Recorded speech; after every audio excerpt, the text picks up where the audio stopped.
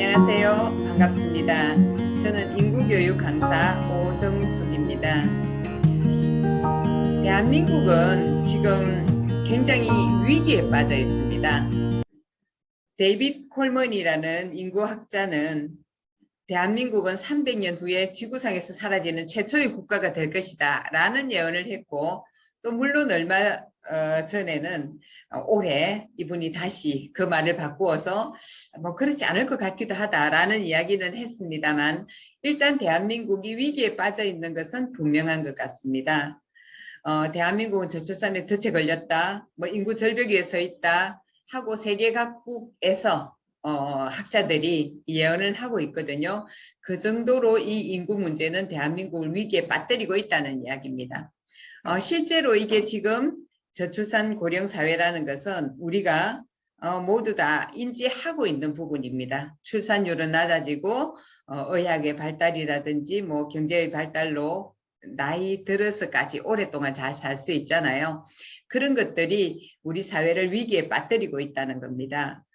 자, 그러면요, 오늘 제가 액티브 시니어 여러분들을 모시고 이렇게 인구 강의를 하게 됐는데, 어떻게 하면 우리가 이 시대를 잘 살아갈 수 있을 것인가? 어떻게 하는 것이, 우리가 어떻게 사는 것이 이 대한민국을 저출산 고령 사회에서의 위기로부터 구해낼 것인가를 의논해 보는 시간이기도 합니다. 자, 일단은요, 여러분들이 액티브 시니어로 건강하게 사셔야 됩니다. 그렇다면 액티브 시니어가 뭐냐면 굉장히 활동적인 노인을 이야기를 하는 게 액티브 시니어거든요.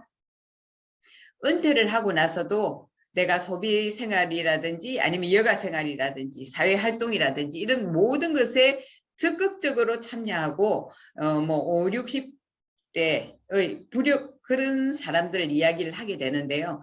젊은 사람들 못지않은 활동력을 과시하고 잘 살고 있는 사람을 지칭하기도 합니다. 사실 옛날에 이제 자린고비라는 그 이야기가 있는데, 어르신들이 되면, 나이가 들면 소비생활도 위축되고 활동도 위축되고 하기 마련입니다.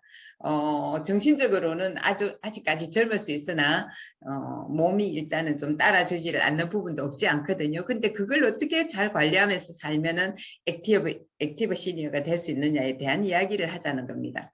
이 사회에도 잘 적응을 해야 될 것이고 자기적 관리도 잘 해야 되는 부분입니다. 기존의 시니어들은요, 사실 어려운 나라에서 태어났어요. 대한민국이 옛날에는 좀 힘들고 가난했잖아요. 그런 곳에서 태어나다 보니까 어쨌든지 내가 먹고 잘 이렇게 안 먹더라도 모아야 되겠다. 그리고 내 자식 교육은 시켜야 되겠다. 이런 생각 때문에 자기 자신에 투자하는 것에 대해서 좀은 하지를 않았어요. 그러나 요즘 시니어들은 어떻습니까? 자기 자신을 위해서 투자합니다. 돈도 벌어봤고 자식도 어느 정도 키워놨으면 이제 독립을 해야 된다는 생각을 가지고 이제는 내 자신을 위해서 나를 투자하겠다라는 생각을 하고 있거든요. 그래서 이게 의식이 조금은 달라졌어요. 그리고 또 조금은 미래지향적이에요. 내가 지금 언제 죽을지 모르잖아요. 아직까지 남아있는 시간이 많이 길다고 생각을 하면은 나 자신이 지금 취미생활을 가져도 충분하다. 내가 만약에 지금부터 20년을 더 살 수 있다면, 뭐 실제로 지금 우리 통계에 나와 있는 부분이기도 하거든요. 한 25년 정도는 여러분들이 더 사실 거라는 생각으로 계획을 짜야 돼요. 그럼 내가 지금부터 뭘 시작해서 20년 동안 하면 취미생활을 가졌을 때 내가 프로가 될 수 있지 않겠습니까? 꾸준히 열심히 하면. 그런 생각으로 뭔가 취미생활에도 도전하고, 그 다음에 스스로 이제 건강관리도 하고, 나 자신을 위해서 내 인생을 투자해야 된다는 거죠. 그런 사람들이 액티브 시니어입니다. 여러분들 액티브 시니어가 되실 준비는 되셨죠? 네. 자, 이거 보세요. 나이 많은 사람들이 굉장히 많이 늘어나고 있습니다. 이것은 무엇을 이야기를 하느냐면, 그러니까 우리나라의 저출산 고령 사회는 무엇을 이야기하느냐 하면은, 앞으로 젊은 사람들의 수가 줄어든다는 것은 세금을 내서 이 나라를 지탱해 나갈 어떤 터대를 마련할 돈을 마련할 젊은 세대가 줄어든다는 거예요. 세금 낼 사람이 줄어들면 나라가 가난해지겠죠. 근데 그 세금을 쓸 받아서 써야 될 나이 든 사람들은 인구가 기하급수적으로 늘어나게 돼요. 그러면은 이분들을 위해서 국가는 많은 돈을 투자해야 되니까 국가가 어려워질 수밖에 없겠죠. 그런 걸 예측하는 표이기도 합니다. 이 부분은요. 그리고 기대 연명, 제가 조금 전에 말씀드렸듯이 여러분들 20년 이상 더 사실 거라 그랬잖아요. 여성은 65세를 기준으로, 이게 2018년도 통계거든요. 그렇다면 지금은 조금 더 늘어났을 겁니다. 여성은 23년을 더 살 수 있고 남성은 19년을 더 살 수 있대요. 그러면 뭐 죽는 날짜를 계산해 보면 여성들은 88세 돌아가실 거고 남성들은 83세. 자, 얼마나 더 많이 살아야 되느냐는 거예요. 이렇게 남은 기간이 길어요. 자, 이 동안은 우리가 뭘 해야 될지 이제 그런 고민을 해야 되는데 국가에서는 이런 시니어들을 위한 정책을 굉장히 다양하게 준비했어요. 그래서 일단은 소득을 보장시켰거든요. 그러면 뭐 요즘도 기본적으로 그 뭐 하루에 한 2시간 정도, 일주일에 한 사흘 정도 일을 하면은 뭐 27만 원 정도의 소득을 보장해주는 제도가 있고, 그다음 그게 이제 어떤 일의 강도나 이런 데 따라서 한 80만 원 정도까지도 받을 수 있게 해주고 있어요. 그런 일자리를, 노인 일자리를 늘려가겠다. 고용을 창출해내겠다. 이런 이야기거든요. 그래서 국가에서 일단 소득을 보장해주면서 고용을 창출하고, 그 다음에 또 한 가지는 뭐냐 하면은 우리가 암에 걸리면 요즘 돈이 얼마 들어가지를 않아요. 국가에서 치료비를 굉장히 많이 지원해 줍니다. 그런데 그렇게 하다 보니까 돈이 너무 많이 나가는 거예요. 그래서 암이 걸리지 않도록 하면 좋겠다. 그러니까 질병에 시달리지 않도록 고혈압이나 당뇨 같은 것도 미리 관리를 좀 해줘가지고 그분들이 이 의료 비용을 많이 쓰지 않도록 하면 좋겠다라는 생각으로 우리가 이제 그 건강할 때 돌봐드려요. 국가에서. 예, 그런 비용들을 쓰겠다는 그런 정책을 펼치겠다는 거예요.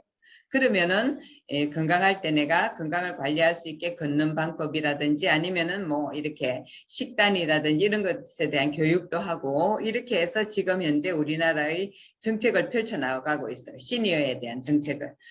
그런데 문제는 뭐냐면요. 세대 갈등이에요. 세대 갈등은 여기에서 그림에서 보다시피 20대의 사람들이 세대 갈등이 많다라고 느끼고 있고 노인들은 오히려 거기에 대해서 별 생각이 없어요. 근데 이 젊은 사람들이 세대 갈등이 있다라고 생각하는 것은 세대 갈등이 있는 거거든요. 그러니까 우리가 왜 돈을 벌어가지고 노인을 먹여 살려야 되냐.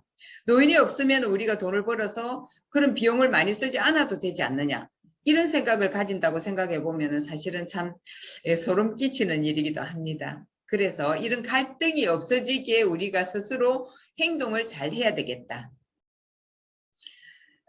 버스나 지하철에서 사실은 어르신들은 거기 다리에 힘도 없고 이러다 보니까 차가 움직이고 이러면은 다칠 우려도 있고 이래서 이제 노약자석을 마련했잖아요.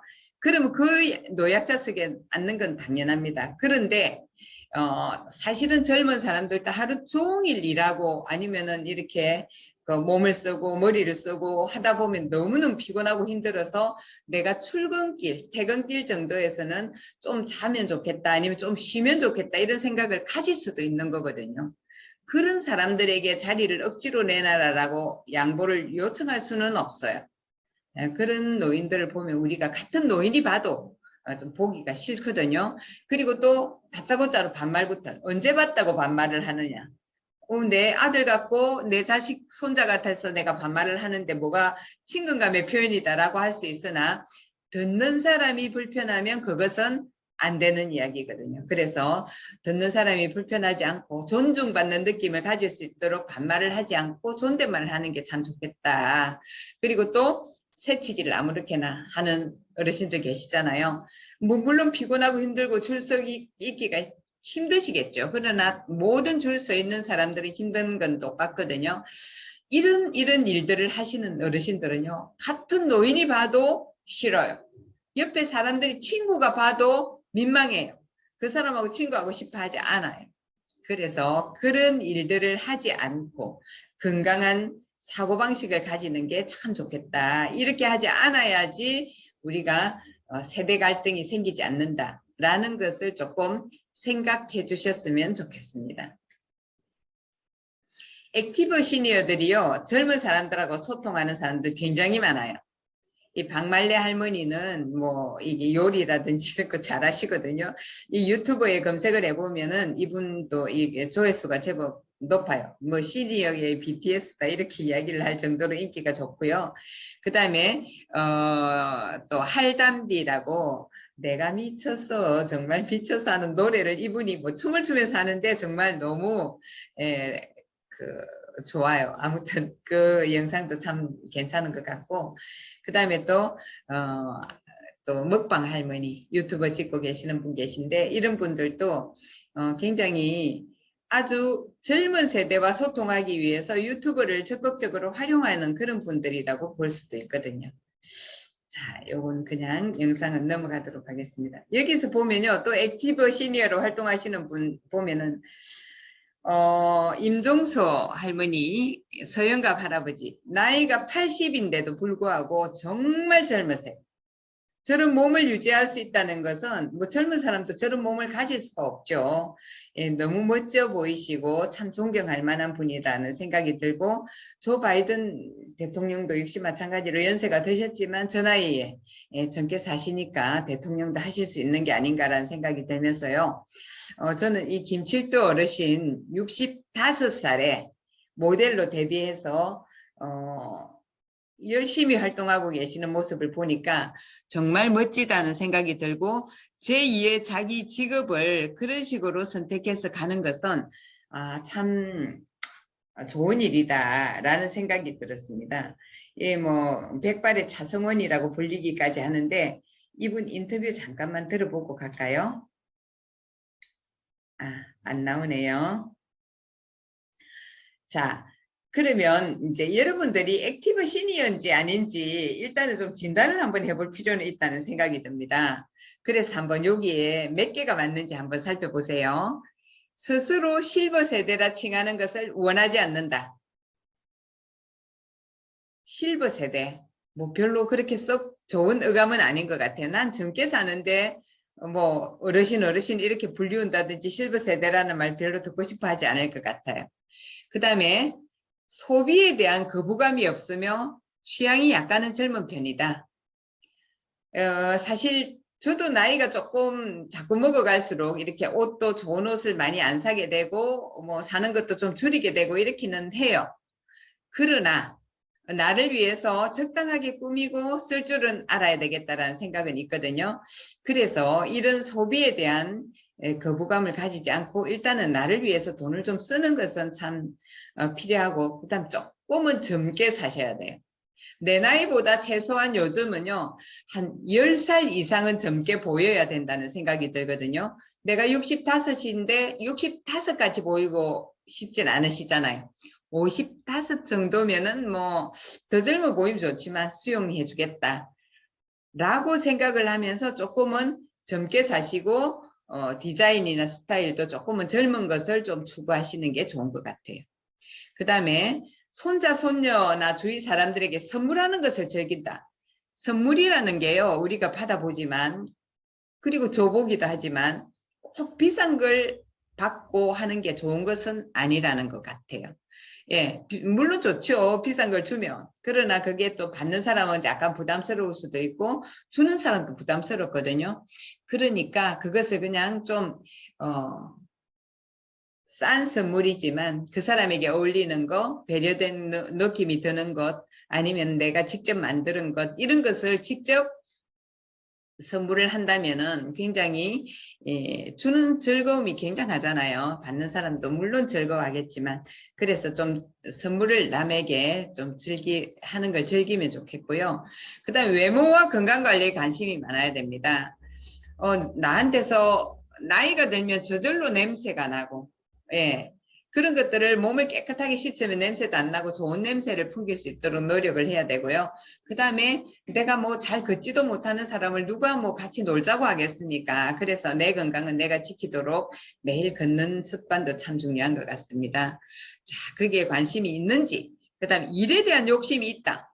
내가 집에 그냥 있으면 뭐 할 거냐? 뭔가 일을 해야지 하다못해서 자원봉사 활동이라도 하러 가야 돼 라는 생각을 가진다면 그것은 아마도 참 좋은 습관인 것 같은데 만약에 그렇지 않다면 지금부터라도 가지는 게 좋을 것 같고요. 일단은 일에 대한 욕심이 있는지, 그 다음 나를 위해서 투자하는 것이 아깝지를 않아야 됩니다. 내가 뭘 먹는 것, 내가 뭘 입는 것, 나를 위해서 뭔가를 뭐 학원이나 이런 데를 등록하는 것, 이런 것들이 아까우면 안 되거든요. 그래서 그런 것들을 아까워하지 않는가. 그 다음 은퇴 이후에도 일을 계속 하고 싶다. 일을 하고 싶다는 욕구가 있다는 것은요. 일단은 건강하다는 것이고 육체적으로 정신적으로 다 건강하다는 뜻이거든요. 자, 이거 지금 몇 가지입니까? 8가지 중에서 나는 몇 가지에 해당이 되는가? 자, 여기서 3개 이상 해당이 된다면 여러분들은 액티브 시니어입니다. 만약에 내가 여기에 해당되는 게 뭐 한두 개밖에 안 된다라든지 이러면은 더 많이 해당될 수 있도록 노력하면 되겠죠. 자, 그래서 우리는 웰 에이징 시대입니다. 웰 다잉, 웰빙 이런 이야기 많이 들어보셨죠. 웰빙이라는 게 잘 사는 것이거든요. 잘 살기 위해서 웰빙 식단도 마련하고 웰빙 건강을 챙기고 뭐 이런 여러 가지가 있잖아요. 우리가 요즘 뭐 이게 어떤 시대의 화두처럼 웰빙이라는 게 많이 등장하고 있는데 웰다잉이 있어요. 웰다잉 어떻게 하면 잘 죽을까? 그건 뭐 죽는 방법을 이야기하는 게 아니라 어떻게 하면 잘 살다가 갈 것인가? 이것을 이야기하는 것이거든요. 결국은 웰다잉이라는 것은 웰빙이에요. 웰빙, 잘 사는 것. 자, 그렇다면요. 이 웰빙을 위해서는 웰에이징입니다. 어떻게 나이 먹어 갈 것인가? 웰에이징, 잘 나이 먹어 갈 것인가? 이게 웰에이징인데요. 여러분들은 지금 65이면 한 해 한 해가 사실 참 소중하고요. 90이 넘으신 분들한테 몇 살로 돌아가고 싶으세요? 이러면요. 40대, 30대가 아닙니다. 60대로 돌아가고 싶다고 이야기하십니다. 여러분들은 그런 나이에 있다는 거예요. 그래서 잘 나이 먹어가는 웰 에이징이 굉장히 중요한데요. 이 웰 에이징 시대를 맞이하여 여러분들 액티브 시니어를 위한 10계명을 말씀을 드리겠습니다. 첫째는요. 표정을 굉장히 밝게 하고 웃음을 달고 살아야 됩니다. 일단은 입꼬리를 이렇게 올려서 살면 5년은 더 살 수 있다 그러거든요. 입꼬리를 올리는 훈련을 하세요. 아니면은 우리가 나이가 드니까 이게 자꾸 얼굴이 처져요. 이 주름도 팔자 주름이 생기고 눈도 처지고 다 처지잖아요. 근데 계속해서 끌어올리는 훈련을 하셔야 된다는 거예요. 그리고 늘 웃고 자, 그걸 갖다가 뭐 우리가 웃을 일이 뭐 있어. 표정 밝게 할 일이 뭐 있어. 그냥 혼자 지내다 보니까는 뭐 그냥 그렇게 멍청하게 지내는데 이렇게 할 수 있잖아요. 근데 밝게 하는 훈련을 하셔요. 입꼬리를 올리는 훈련을 TV 보면서 하세요. TV 보면서 가만히 보고 있다가 입꼬리를 올리세요. 아무도 내 얼굴을 보지 않아요. 그래서 혼자서 훈련하시면 돼요. 조금 무서운 게 나오면요. 박수를 치면서 박장대소를 하세요. 박수 치면 손끝도 건강해진다고 그랬잖아요. 손끝을 마찰해서. 그렇게 하면서 웃음을 웃으면은 굉장히 오래 살 수 있고 암도 치료된다는 게 웃음 치료거든요. 그 다음에 불만과 잔소리를 줄여요. 사실은 뭐 이게 아는 게 많으면 불만스러운 게 많이 보여요. 그리고 그걸 보면 또 잔소리를 하고 싶은 생각이 들어요. 잔소리가 아니라 내가 아는 것을 말해주는 거잖아요. 우리 입장에서는. 그러나 듣는 사람들이 잔소리라 그러면 그것은 잔소리인 거거든요. 그래서 잔소리를 줄여야 돼요. 그 다음 화가 올라올 때 그것을 가라앉히는 훈련을 해야 돼요. 사실 화가 안 올라올 수는 없죠. 내가 인생을 살면서. 근데 그것을 잘 가라앉히는 훈련을 해요. 화가 나서 소리를 지르고 싶을 때 침을 꼴딱 한번 삼키고 하나, 둘, 셋 하고 나서 소리를 질러보세요. 아마 좀 더 나아질 겁니다. 그 다음에 목소리는 가볍게 하면서 약간 높은 톤으로. 우리가 이 나이가 드니까 자꾸 목소리가 쫄아들고 줄어들더라고요. 근데 그 목소리 톤을 한 톤만 높여서 말하는 걸 훈련하세요. 그러면은 굉장히 건강해져요. 실제로 노래 부르는 사람들 목소리를 들어보면 아주 젊잖아요. 가수들은 목소리가 굉장히 젊어요. 그런 사람들은요, 계속해서 노래를 하이톤으로 부르는 걸 훈련했기 때문이거든요. 여러분들도 젊은 목소리를 가질 수 있습니다. 그다음 감사하다는 말을 자주 해야 됩니다. 나한테 이런 먹을 것을 주셔서 감사합니다. 나랑 친구해서 놀아주셔서 감사합니다. 내가 사는 밥을 먹어주셔서 감사합니다. 이런 식으로 감사를 하라는 거예요. 감사를 하다 보면 자꾸 감사할 일밖에 없어요. 자, 그래서 감사하다는 말을 많이 하셔야 돼요. 그리고 늙은이 냄새를 줄여야 돼요. 옷도 우리가 뭐 향수를 하나 사다 놨다가 옷에도 좀 뿌려서 입고 그 다음에 환기도 시키고 집안도 환기시키고 나 스스로도 자주 씻어가지고 좋은 냄새가 몸에서 계속 나오도록 하셔야 되고요. 그 다음 주변을 청결하게 하고 정돈을 하라.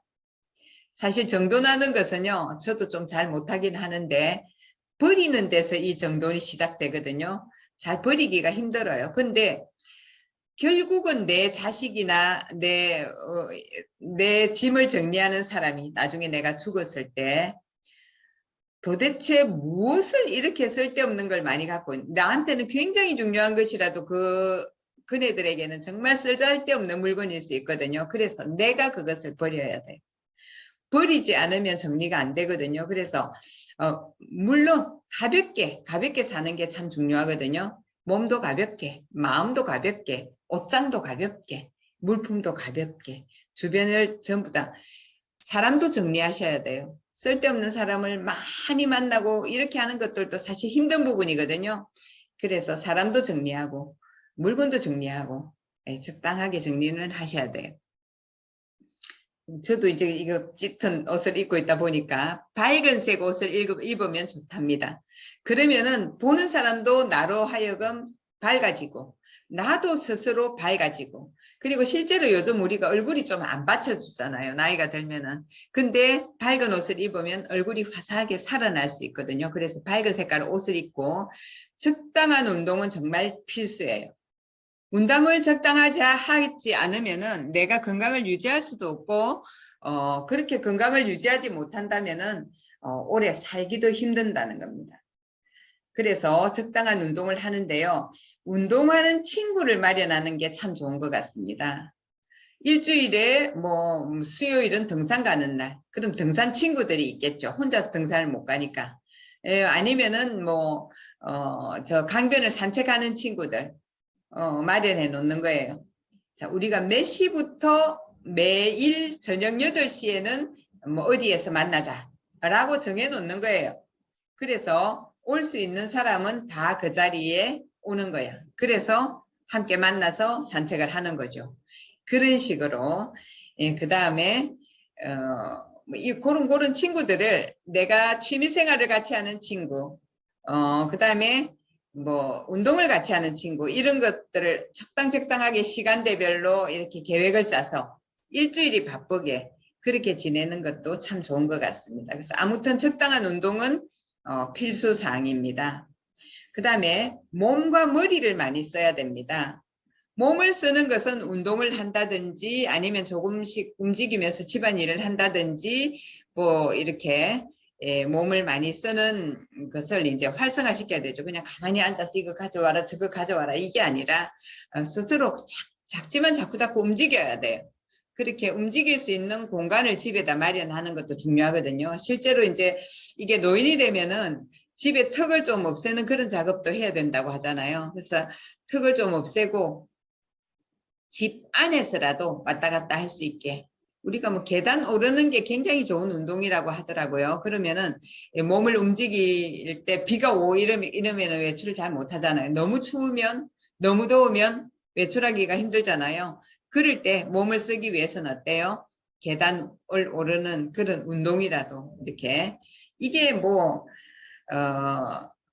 그런 것 같아요. 내 마음 먹기 나름이고 내가 하기 나름인 것 같아요. 그리고 머리를 좀 많이 쓰라고 해요.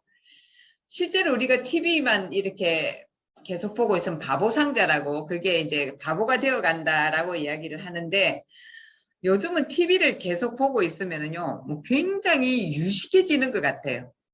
그 프로그램이 얼마나 교양적인 내용도 많고, 뭐 하다못해 세계를 다 보여주잖아요. 뭐 걸어서 세계 속으로 뭐 이런 프로그램 같이 여행을 하는 프로그램이 있어가지고, 뭐 여기 한국에 앉아서 또 몽골저 사막에서 일어나는 일들도 볼 수도 있고, 뭐 저 중국의 어떤 산천도 구경할 수 있고, 내가 여행을 못 가더라도 그렇거든요. 그러니까 그렇게 교양적인 프로그램 같은 것들도 좀 많이 보고, 그 다음에 머리로 생각을 계속 하셔야 돼요. 그리고 또 글도 적으셔야 돼요.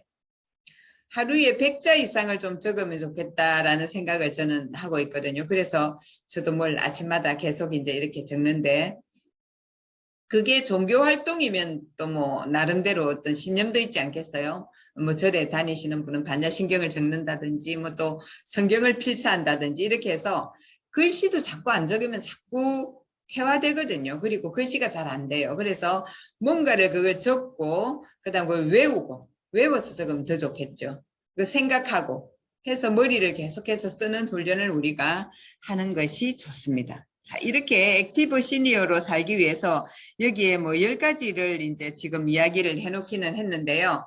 10계명이라고 했는데 이것 이외에도 굉장히 많은 것들이 있는 것 같아요. 뭐 그냥 예를 들어서 내가 이제 뭐 돈을, 제가 아시는 어떤 분은 뭐 돈이 좀 있으세요. 그분은 하루에 10만 원, 이제 70대 후반이 됐는데요. 내가 하루에 10만 원을 쓰기로 작정을 했었는데 10만 원을 잘 못 쓰겠다 이렇게 이야기를 하세요. 그 이유가 뭔지를 물어보니까 내가 매일 만나는 사람에게 밥을 사주려고 그래도 나를 만나려고 하는 사람들이 그렇게 많지 않다. 참 아쉬운, 안타까운 이야기인 것 같아요. 내가 돈을 쓰고 싶어도 내 돈을 이렇게 받아줄 사람들이 없는 거예요. 그리고 어떤 널 만나는 사람들 더 이상 이걸 넓혀가기가 쉽지 않다. 하루에 10만 원 쓰기가 힘들대요. 그러니까 어때요? 내가 쓸 수 있을 때 돈도 써서 폼이 날 때 이제 좀 많이 써야 된다는 거거든요. 그러니까 우리가 나이가 들면 입은 닫고 지갑은 열고 다 아는 이야기잖아요. 실천하기가 쉽지 않은 거예요. 그분은 뭐 돈이 좀 있으니까 하루에 10만 원을 쓰는데 뭐 나는 그러면은 하루에 10,000원이라도 뭐 하루에 10,000원씩 쓰면 얼마입니까? 한 달에 30만 원밖에 더 됩니까? 그걸 내 용돈으로 내가 쓰겠다 라고 생각을 하면은 그 정도는 쓸 수 있지 않을까 라는 내 계산을 일단 하시고 쓸 수 있도록. 제가 아시는 어떤 분은요, 연금을 받으시는데 자기가 그 연금은 꼬박꼬박 또 다달이 통장에 들어오잖아요. 그래서 모아야 될 이유가 없더라는 거예요. 자기가 생각해 보니까 뭐 집도 하나 있고 돈도 조금 있고 이래서 제가 아프면은 자기가 이제 할 수 있는 정도는 있다는 거예요. 그래서 그 연금을 받아서 한 달에 그 통장을 탈탈 털어서 쓰는 걸로 자기가 마음을 정했대요. 그러면은 한 달에 이제 그 연금 들어오는 걸로 이제 뭐도 쓰고 뭐 이게 집 관리비도 내고 다 쓸 거잖아요. 기분 나가는 거 있잖아요. 그 다음에 나머지를 가지고 친구도 만나고 밥도 사고 뭐 이렇게 하면서 지내다가 그래도 조금 남으면 그 돈을 자선단체에 기부를 하겠다고 하시더라고요. 내가 10,000원이 남으면 그 달은 10,000원을 기부하고 10만 원이 남으면 그 달은 10만 원을 기부하겠다는 거예요. 정말 너무 멋지지 않으세요? 저도 나중에 연금을 받게 되면 그런 식으로 살고 싶어요. 근데 저는 국민연금이라서 연금이 좀 많지는 않거든요. 그렇더라도 일단은 그런 사고방식을 갖고 사는 것은요, 굉장히 건강한 생각이라는 생각이 들고 정말 액티브 시니어가 될 수 있다는 생각도 들거든요. 자, 우리는 누구든지 자기의 영역에서 자기만큼의 어떤 활동으로 또 자기만큼의 어떤 노력으로 액티브 시니어가 될 수 있다는 생각을 합니다. 그래서 건강하게 오래 사는 것이 내 자식을 위하는 길이고 내 나라를 위하는 길.